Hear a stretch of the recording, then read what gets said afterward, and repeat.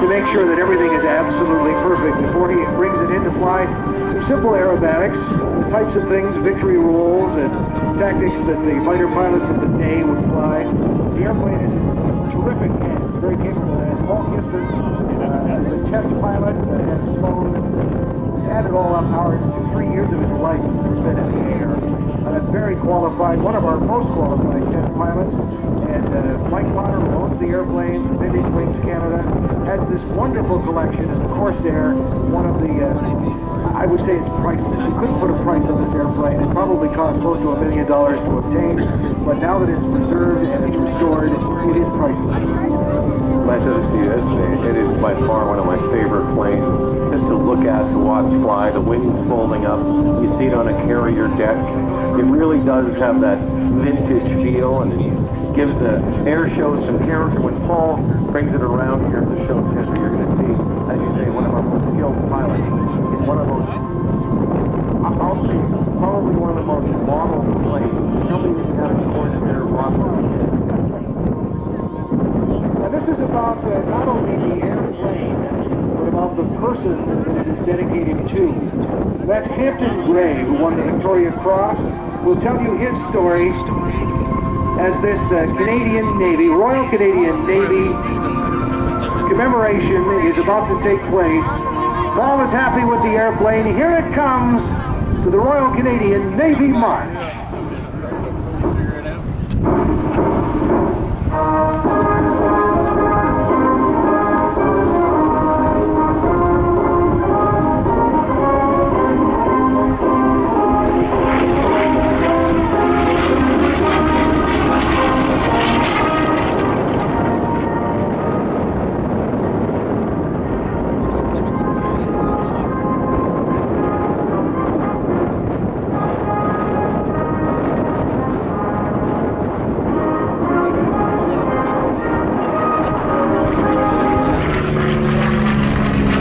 Spectacular, isn't it? That massive wing bent so that when the landing gear is dropped down, there's enough room for that massive 13.5-foot diameter propeller, 18-cylinder radial engine, all that power in the first fighter to exceed 400 miles per hour.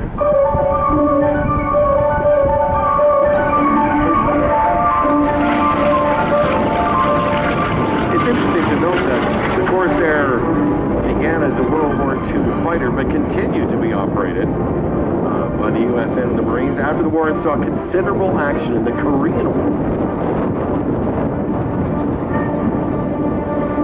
In the jet age, with its speed, what it was able to carry, the munitions on those massive wings that you see, and the growl of that Pratt & Whitney power, that big radial engine.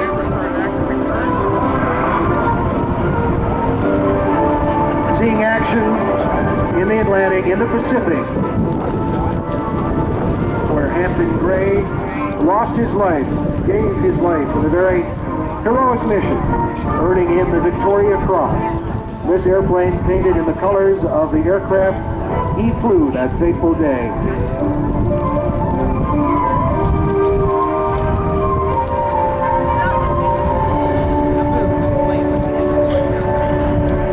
Airplane at Vintage Wings Canada they call Gray's Ghost.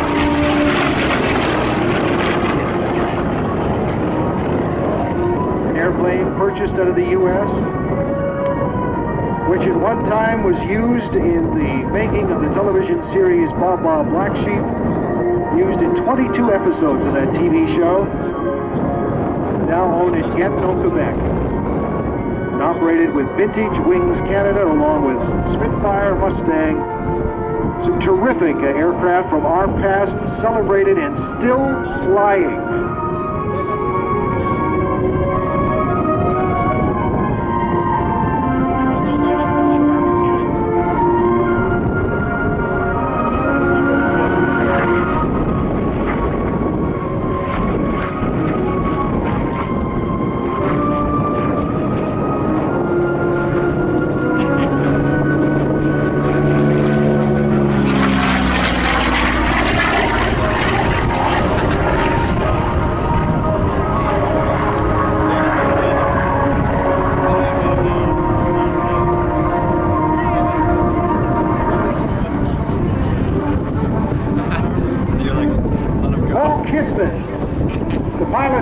this airplane.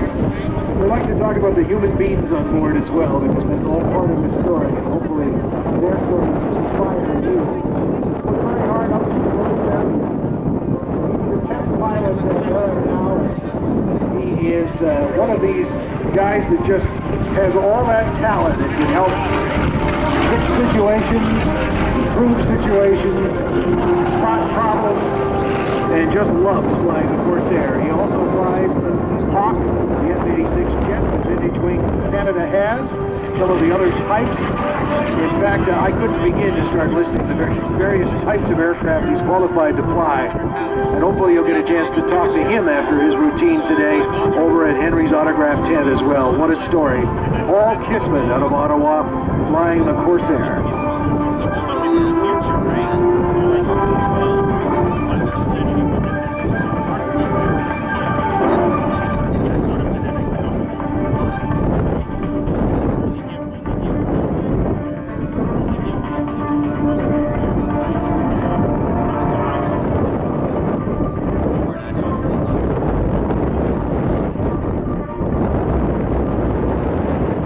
Crisp 4-point roll in the Corsair. Despite its size, quite an agile airplane. Well, it's agile in the right hand. Some of the things that Paul's doing in that plane today, even those loops, just amazing to see in a plane that heavy with an engine that big. The engineer in him, he knows and he understands the numbers. And once you know the type of an airplane, it's the test pilot that set all those numbers. You get in the airplane, you look at the rules, what the find out what speed that airplane is installed. That's the kind of work Paul Kissman does on things like the F-18 in its time. So when he puts it almost into the knife edge, and when he starts his turns, he knows about those numbers and how to keep the airplane flying and do exactly what he wants it to do with his inputs. A real mathematical kind of guy, and yet a natural talent to fly too. It's the test pilot that works all this stuff out, and at great danger sometimes. There's some more vintage wings later. The Harvards will take flight. And of course, another vintage performance from Snowbirds. And coming up in a couple minutes, I'm going to tell you, I saw it for the first time yesterday, but it's something, once you see it, you will not believe the skill and talent of the pilot that's coming up to fly Otto, the helicopter, which is just a few minutes away. Well, the pilot helps. Otto, it's, you know, like Santa Claus.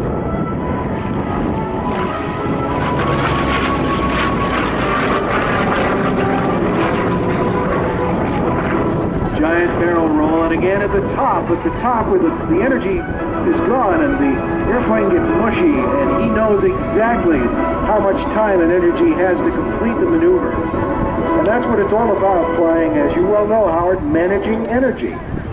The energy it takes to get off the ground, to achieve lift, connect to the air, to roll, and as that gravity has effect on the airplane and the airspeed and the wind and the conditions, to be able to deal with all of that mathematically. You push yourself academically, you push yourself physically, and you can have a job like Paul Kissman's.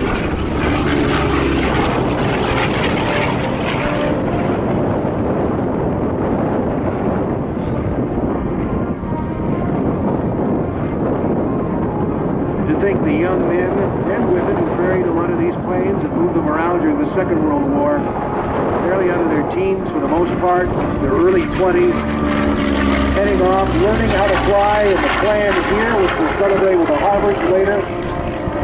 At such a young age, all that responsibility and that knowledge.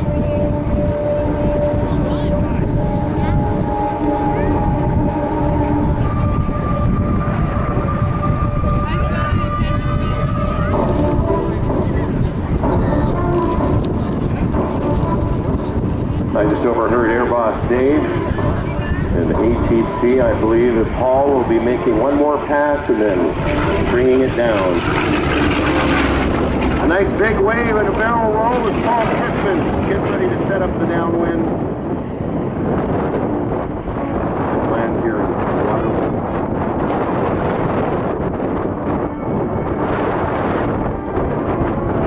Amazing to watch this airplane start up, Howard. all the flames and the smoke and the spitting it does, and it finally catches and comes to life. Paul just loves that. Now he will respectfully and carefully put Gray's ghost back on the ground. Before he heads back to Canada, again I'll remind you, check it out online, Vintage Wings Canada, and join them for the airshow in September. And it's a wonderful place to go and visit, just across the Ottawa River from Ottawa. It's a Quebec suburb of Ottawa. And that wonderful museum and all those flying machines are there. Paul now getting ready to land. Imagine the pitching deck of an aircraft carrier in its day. Tail hook and landing on that. Guys like Hampton Gray, young men. Paul Kissman now setting up to recover before the kids are entertained by Otto. And if you've got young kids with you, they will not want to miss this. Otto has an amazing lesson for them. Otto will inspire them to fly. Here's Paul Kissman settling down. As he taxis by, it's always nice.